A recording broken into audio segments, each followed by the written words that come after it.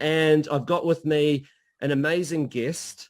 He is doing extremely well in the world of affiliate marketing, which means that he earns commissions from promoting other people's products. That means no customer service, no needing to deal with inventory or anything like that. It's simply learning how to drive traffic to a simple landing page that then promotes different types of products that will pay him affiliate commissions, whether that be their products out there, whether that be insurance, whether that be in the health space, whether that be in the finance sector. There are a lot of different programs you can promote as an affiliate, and he's earning excellent commissions. And we'll talk about his process today and what got him there. I will tell you, though, that his best day so far with this relatively new method that he started out at approximately a year ago.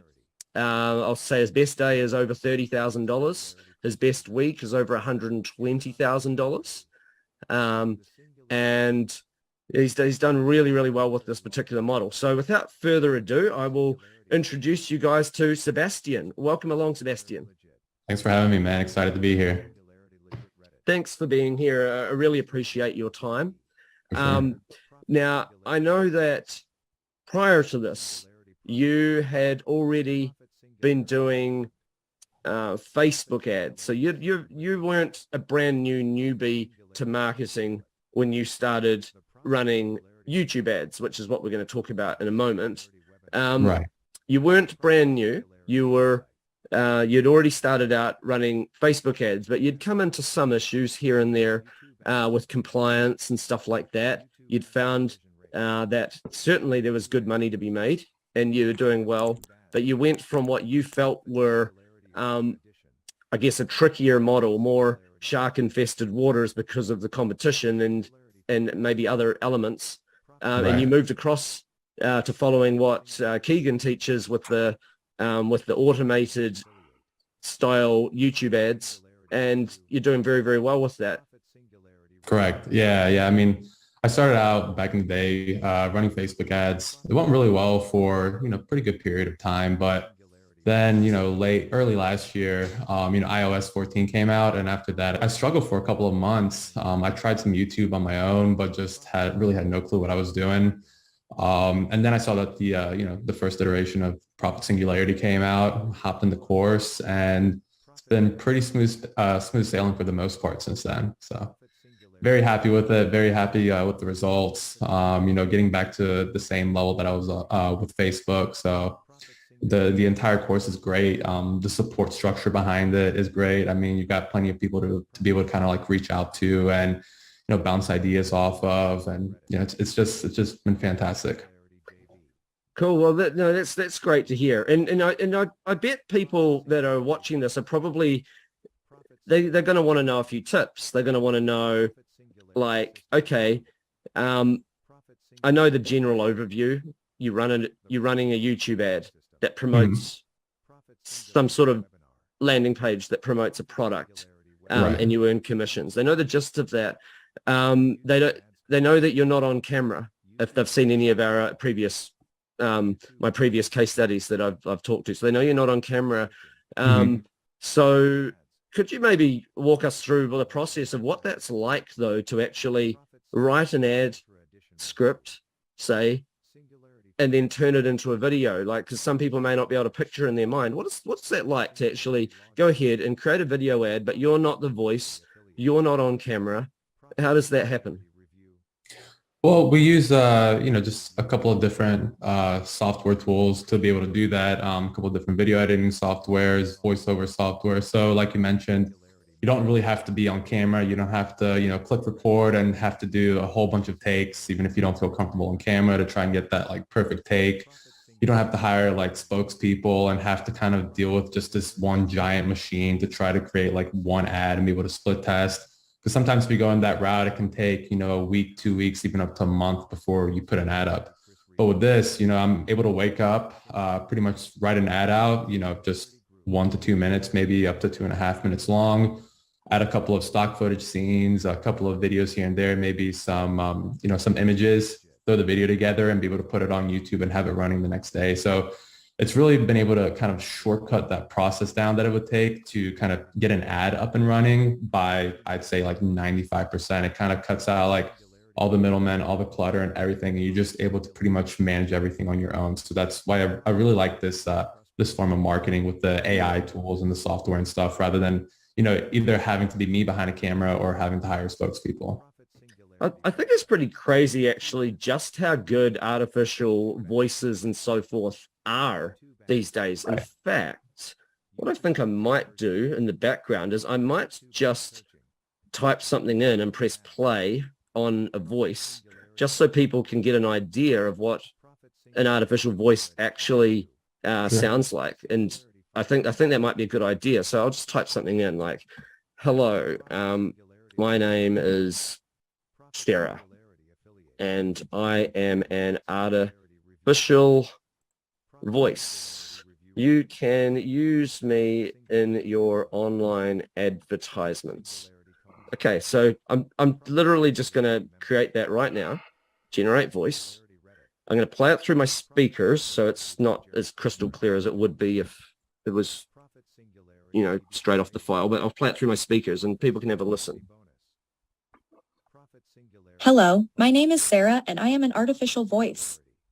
You can use me in your online advertisements. Okay, so it wasn't quite perfect the way it said advertisements, but the rest of it was great. And then what you tend to find with these artificial voices, though, is that you can go ahead and modify the odd word that it doesn't say quite right. You just change how it pronounces it and stuff, and then next thing you know, it's perfect. I'll just do one more for people. I think it's just kind of good that people can kind of hear, because often people think robot voices, it's going to sound a bit like this, and it doesn't. Like times. No, but they sound pretty good and they flow well. They flow really well too. It's actually reading through some of Google's like documentation and stuff, and they actually recommend the exact voices that we use in our videos to use. So that's also a really good sign. Yeah, because we the way we programmed it is like we're using the neural net voices from multiple places. Google's engine is one, but we use other engines as well. And like the neural, like the top level ones are really good. Here's have a listen to this one. I just wrote this in. Hello, my name is Michael, and I am an artificial voice. You can use me in your online advertisements. So, just giving people just an idea, like, and it's not even that it matters that it sounds real. It's because some of the voices that some people have chosen have been, they haven't always chosen the best voices in my opinion, but my opinion doesn't matter, because even if the voice sounds just a tiny bit stiff, if you are spending $1,000 and you're making $2,000, you don't care. What matters is the results. And people have to sort of get out of their own way and not let perfection get in the way of good enough. What's more important is the words that were written and whether or not that engages with the audience. If that audience wants to cure tinnitus, say, let's say they've got it ringing in their ears and it promotes a supplement that helps relieve tinnitus, as an example, then they're not going to care that the voice is marginally robotic sounding or not. If it's providing what they were looking for, then that's all that really matters. And what's your thoughts about YouTube and targeting? Like, I find it phenomenal how you can have quite an open audience. So you don't need to know how to target people that are looking for a certain thing. You just literally, you just put like a wide age range in and maybe some tier 1 countries and then just let it go. And that's see what it can find. It's pretty much the gist of it. If you're really diving into like all the different targeting types that Google has, it's going to take a lot to just go through everything, whether you're testing keywords, placements, affinity audiences, custom segments, all this and that, and just everything else that Google offers, which is probably 10 times more than what Facebook offers, to be honest. But the good thing about, the way that we script our videos, the scenes that we use, Google is able to pull out those keywords, and there's almost no need to target topics or, kind of like dialing down or niching down like on your audience, you can really just, set everything broad, just do demographic targeting. Like you said, maybe target a couple of tier one countries. I mainly like to start United States and Canada, just target everybody 45 plus.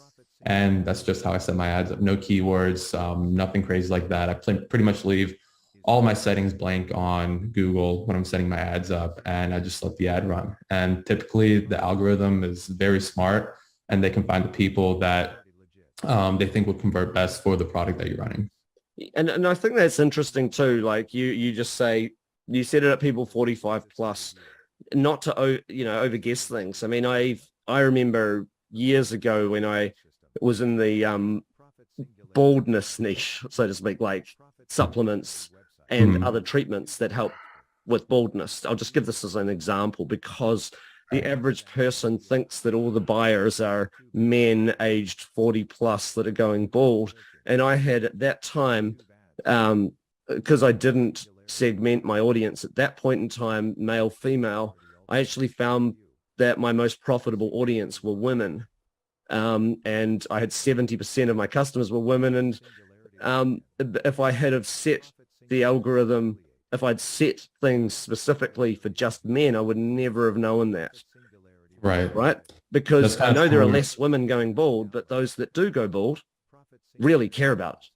Like really, like they will, like a man going bald, he might go, I'll just shave it off. A woman going bald, she's like, holy crap, I need to do everything I can to stop this. That's just the market. And never really make assumptions. And Google's really smart at figuring it out quite quickly because they have so many data points on people. Like they will know if somebody has been searching for things in Google, even though you're on YouTube, they'll know that at some point you've searched Google for it, how to stop baldness, how to cure baldness, how to grow hair or thicken my hair or stuff like that. They will have seen that in their algorithm. They're not specifically looking at any individual, but they have the data points on the target market. So you can have an open ad and they can figure out who your audience roughly should be. I think that's really a game changer because now that's why newbies are doing very, very well with running ads because they don't have to learn how to target properly because Google and its AI can do it so much better. 100%. Yeah, there's a lot less testing that goes involved just in terms of audiences and whatnot. Really, the main thing that you have to do on your end is just split testing videos. But other than that, you can just leave it open and Google's smart enough to find out who converts and who doesn't convert. And just to go back to your baldness example, if anybody's trying to go in weight loss, don't target, just women 45 plus, do men and women. Because most of the times I found that, like you mentioned for baldness, about half of my sales or sometimes more come from men than women. So it's always good to keep it open and just kind of let the algorithm, do its work and do its job. Yeah, because even if more of the market is somewhere else, more advertisers may be there too. So exactly. Google may have more cheaper traffic over here because the men are underserved or something like that. You don't know what the reasons are, but Google will find it. If all the customers are women, then eventually Google's not going to show your ad to men anyway. It figures it out. It just gives it a try because it knows what it's seen in the past with similar type products. And sure. Yeah, it's amazing. So in a nutshell though, you're simply picking some of the profitable offers that get recommended in the course, stuff like that, or dovetailed in parallel, similar type things. You're making simple landing pages using, easy templates. And you're basically writing copy that's taught in the course, templates are given, and then you're generating the video ads and then you're running tests. So basically it's all about running tests. I'm just guessing you might spend $60, maybe $100 on a test, and then you learn something. Either it works, it doesn't work, or somewhere in between, like you get the clicks you want, but it's not converting well enough, or it's converting really well, but you're just not getting enough clicks. So then you could tweak that ad, or sometimes it's just nothing's going right with that ad. You just throw it out, you get on the next one. Is it kind of like that? Like there's just you just run test, and then suddenly something really takes off and it pays for itself pays for all the tests that have been before, like 100 times over. Yeah, no, that's pretty much it. I mean, the name of the game with affiliate marketing and just media buying in general is just going to be split testing. So the person that split tests the most is usually the one that wins and is usually the one that's the most profitable with their campaigns. So, you might start with a couple of different scripts when you're testing a new product out. And I typically try to find those that are on the up and coming just to try and get in on them a little bit earlier. So, I'll go through that, I'll go through the VSL. I'll pull out, the important parts that I think need to be included in my script, such as, the authority figure, the credibility aspect of it, whatever the science aspect is of it, and try to come up with some type of hook that's going to kind of hook that prospect and kind of reel in that person to watch the rest of the video, and then eventually go onto my landing page, and from the landing page, click over to the VSL. So typically, I'm testing about 2 or 3, maybe 4 different scripts, just depending. I'll try to find one of those that is doing pretty well, just based on my numbers. I'm typically looking for something that's going to at least break even on the first day, or, at least be making some sales. If I spend $50 to $100 and I'm not getting any checkouts or any sales on the ad, I'll probably go ahead and kill that ad and just move forward, just depending on what the numbers tell me. So sometimes the numbers might tell me that I need to change a hookup, or I need to change an opening scene, or sometimes I need to get my lander CTR up just to get my conversion rates up a little bit. But really, every split test that you make, you can't see it as you're losing money, right? You're kind of buying data and you're seeing what works and what doesn't work. Yep. So then you can take everything that you pretty much learned from your split tests, mix everything together, take the best parts from one ad, take the best parts from another ad, and kind of Frankenstein those ads together to make like your one winning ad. And eventually, depending on the niche that you're in, after you've tested 5, 10, 20, maybe up to 30 different videos, you've got something that is performing pretty consistently, and that's giving you solid profits. And people should realize when you're testing all of these things, it's not that you're not making any money along the way. So someone might say, wow, if I've tested 50 videos, but remember, you may have been quite profitable with some versions of those videos. It's just that you keep testing anyway, because you're searching for even higher. Like if you're making $1.50 for every dollar, you might still feel like there's more room to move to get it to $2. So you still keep testing until you get that. Right. It's kind of like roughly like that sort of holy grail number, that $2 for every dollar. If you can spend 2,000 and make 4,000, then even if things start to atrophy with higher spend, like you spend 10,000, you may still be able to get 16,000 back if you get that number. Still good profits, yeah. Yeah. But yeah, most of the time, whenever you're testing, you're barely going to be down. If you're following, the script, the way it's outlined, if you're following, the exact way to create the video, if you're structuring your landing page the right way, and you're just structuring everything as the course teaches it, it's kind of hard to, be down $100 or $200 if you're running $100 or $200 a day in spend. Like maybe you might spend $1,000 and you might make 800 in sales. So you're really only down $200, but you've bought a lot of data and you know what to do next. So the next $1,000 you make, you might break even, or you might be up a couple $100. So it's just a constant process to try to get more profitable and more profitable. Yeah, you've mentioned a number of terms that people won't know, so I'll just go through a few of those just quite quickly. Like you said, the word VSL, that means video sales letter for people. Okay, so video, you'll find though that these things are easy. It's just a matter of just knowing what it means. CTR, that means click-through rate. So if somebody, for instance,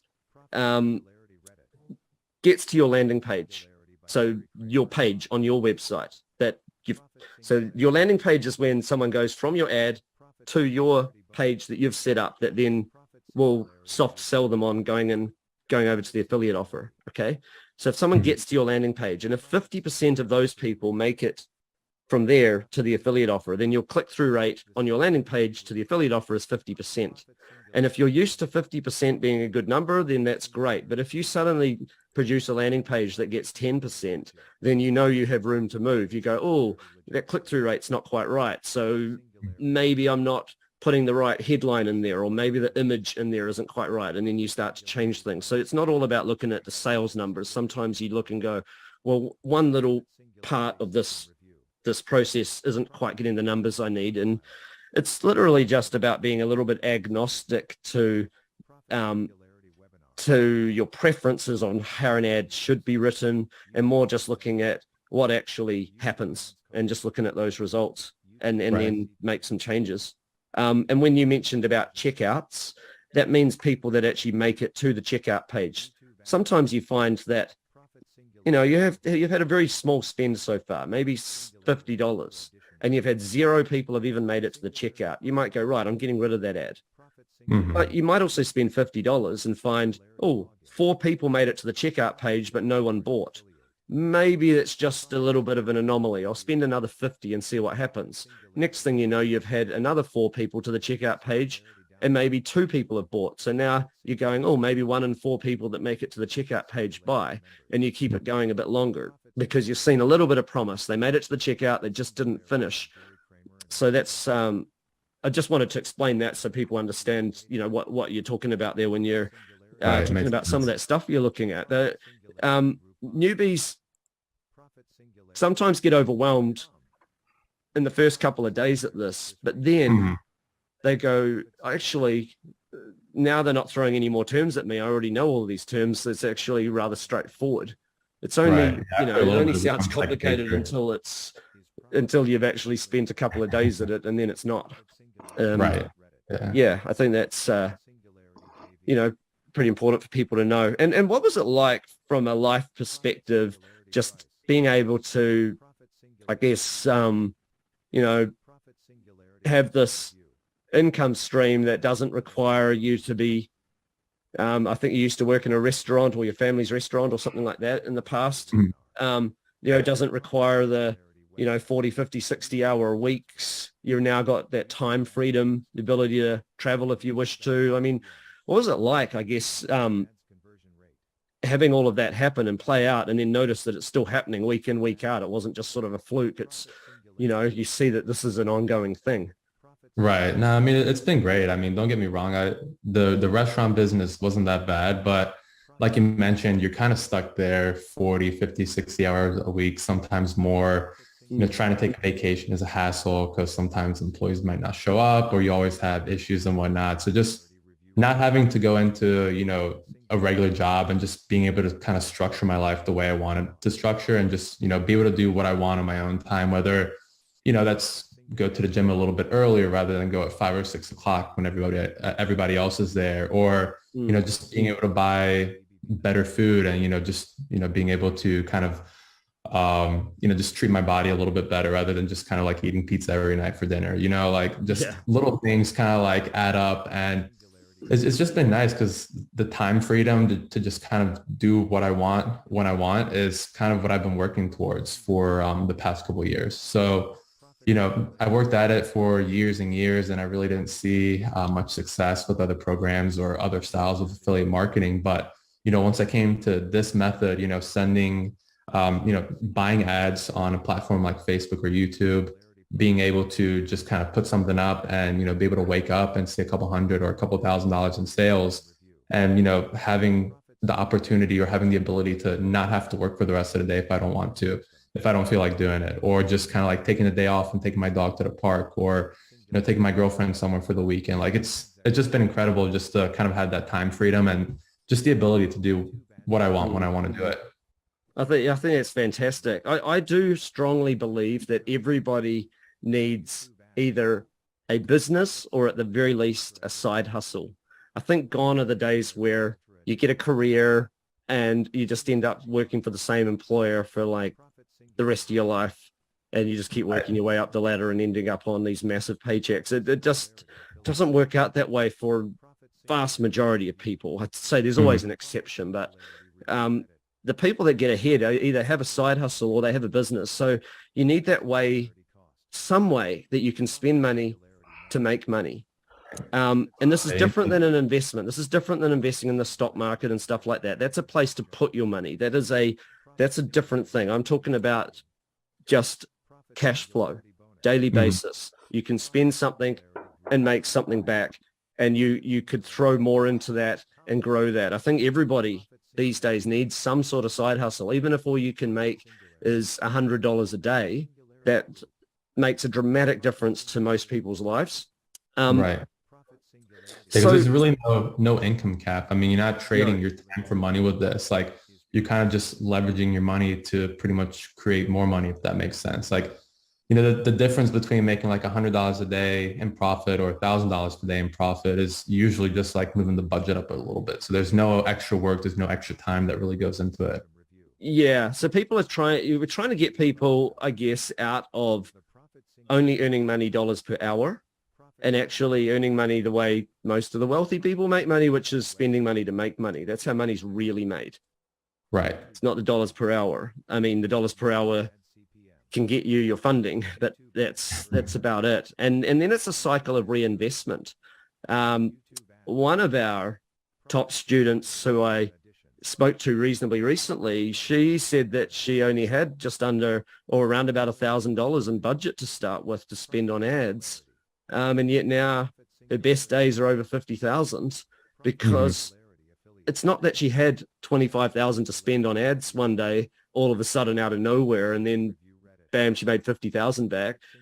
It took time. It took like maybe she was spending $50 a day, making 100 back for a while, and then reinvest some of that money, and then it's 200 a day, making 400 back, and then after a while able to take some of that, reinvest that back in, so that you can get that ad spend up, and it kind of goes slow, but it snowballs.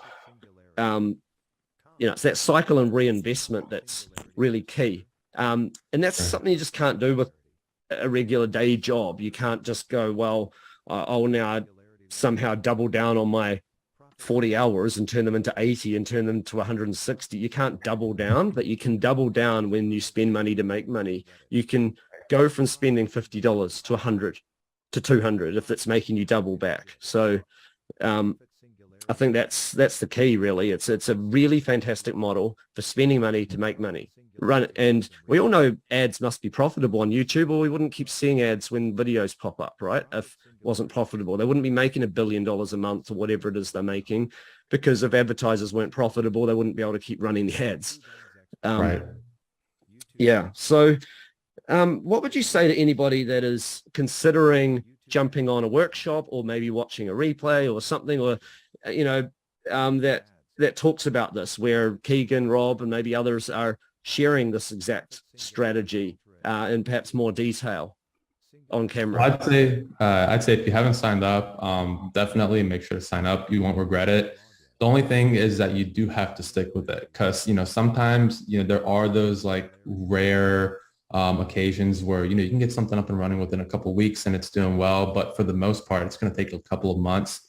But I'd say hopping on, just going through the replay, or watching just watching the webinar, just kind of learning how everybody's doing it, just seeing the proof that there's dozens if not hundreds of people that making a couple $100 a day in profit, or a couple $1,000 a day in profit, and there's literally nothing special to what they're doing, or there's not somebody has like more money to start with and they're making like a lot of money. Like you mentioned, there's people that are starting with only a couple hundred, or only $1,000 to $2,000 in budget, like I did, and over the course of a couple months you'll be able to build that into a couple $100 a day or a couple $1,000 a day in profit pretty consistently. So I definitely say hop on, pay attention to every minute of what they're saying. Definitely take a lot of notes, because that's what I did when I went through.